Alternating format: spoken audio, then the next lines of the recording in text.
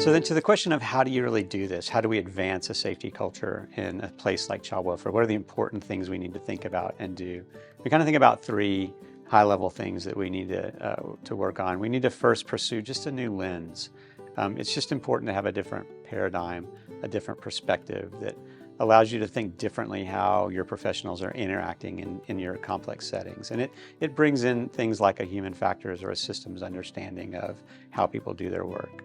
We need to ask different questions. Too often when we get to this place of solving problems, it's a reflection on something that went wrong. And when we're trying to understand those things, we need to ask what and how, not who and why. So it's important that we understand what was happening, what were people thinking, what would they expect was going to happen, and how are they doing their work, and not why did they do it and who did it. It's not enough to just understand what professional did or didn't do, what best practice or policy that we expected them to follow, but really understanding deeply from a systems perspective, what did they think was going to happen? How did they think the work was going to go when they were doing it? So we can help other professionals maybe not make that same mistake, and so we can have the appropriate kind of response to fixing our system.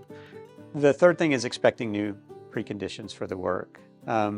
We have to think in terms of creating a safe, engaged workforce who has the things they need to do their work, as I said, a precondition for the work that we do.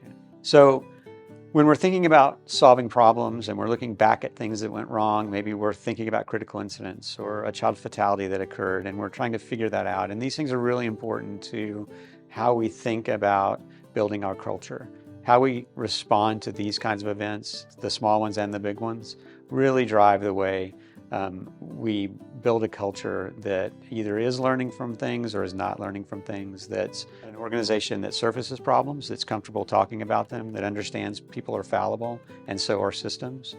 And so we want to really avoid, sort of boiling our problems down to thinking about good and bad decisions. It's infinitely more complex than that. And it's oftentimes folks are doing exactly what they thought would be the right thing and didn't get the outcome they anticipated.